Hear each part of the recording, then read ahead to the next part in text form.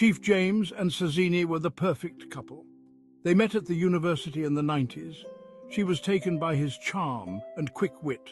Their wedding was a grand affair. Their home was filled with laughter, their conversations laced with a love that ran deep. Chief James was a man of ambition and drive. He had built a successful business empire from the ground up in Lagos. His work often took him away from home. He believed in hard work and determination. No matter how busy he was. He understood that their love was precious. Life, however, was not perfect. A silent agony lived in Sazini's heart, a void that deepened with each passing year. They had no children. I yearned to be a mother, to hold a child in my arms. But the months turned into years. It was in the pitying glances of other women. She tried to be brave, to put on a happy face for James, but deep down the pain gnawed at her. Our love is enough. Be patient. Trust in God's plan. James, despite his best efforts, felt helpless. He longed to fix it, to make her smile again. Among her friends was Suzanne, a friend from her university days. Suzanne's always been there for me. Suzanne was a frequent visitor to their home. Suzanne's tactics were subtle at first, only to find happiness with other partners. Men like Chief James, they have needs, and Chief is planning something up his sleeves. James would never do that. He loves me. The more Suzanne talked, the more Saz began to question everything. Could it be true? Could James be hiding something from me?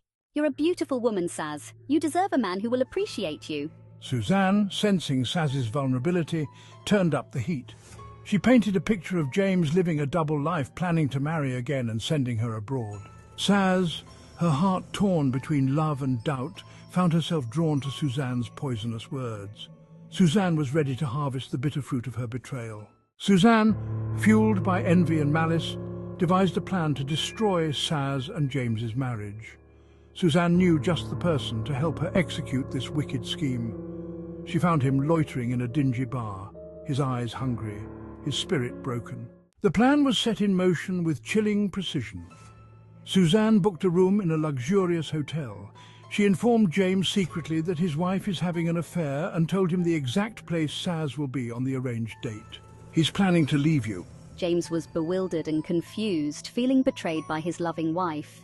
James doubted this in the first instant. James told Saz he is going away on a business trip. Instead, he headed straight to the hotel and wait for the arrival of his wife. You need to give him a child. Saz, her mind reeling, was hesitant at first, but Suzanne's words had taken root in her heart.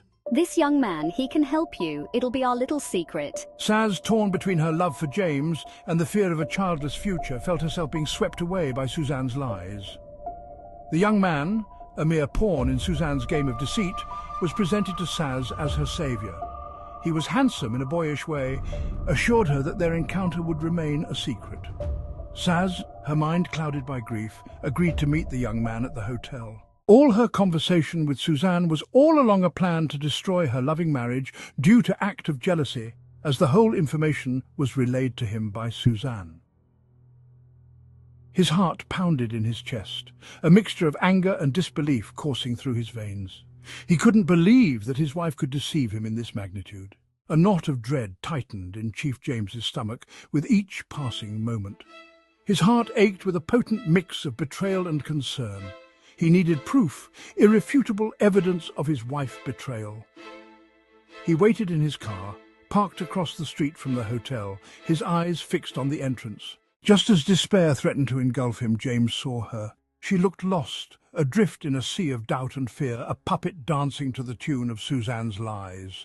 I will be your anchor in this storm, Saz. I will protect you against the venomous serpent that seeks to destroy our love. He would expose Suzanne's treachery and bring his beloved Saz back from the brink of despair. He had to act swiftly, to catch Suzanne in her web of lies before she could inflict any more damage. He watched as Saz disappeared into the hotel, his gaze unwavering, his mind racing. It was a risky plan, one that required him to play a role, to become an actor in this drama orchestrated by Suzanne. As he watched the hotel entrance, a plan began to form in his mind. I will do whatever it takes to save my marriage, to shield Saz from further pain.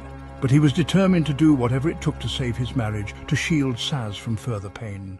James knew he had to act quickly. He couldn't let this to happen to his beloved wife.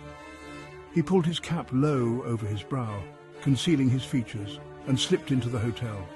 The air inside felt heavy, thick with deceit and betrayal. His heart pounded in his chest, a drumbeat urging him forward. He approached the receptionist, his demeanor calm and collected, masking the turmoil raging within. Excuse me, which room did my wife book? I was just packing the car whilst she came up. The receptionist, unsuspecting, directed him to the room she is with her supposed lover. He took a deep breath, steeling himself for the confrontation.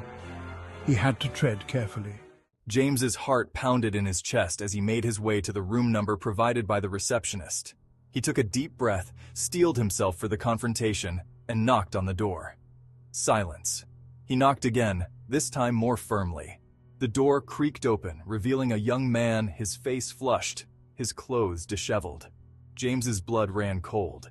He recognized the young man from Suzanne's descriptions. We didn't order any room service. The young man's eyes widened in surprise. He tried to close the door, but James was too quick. He pushed past the young man, his eyes scanning the room, searching for Saz. And there she was.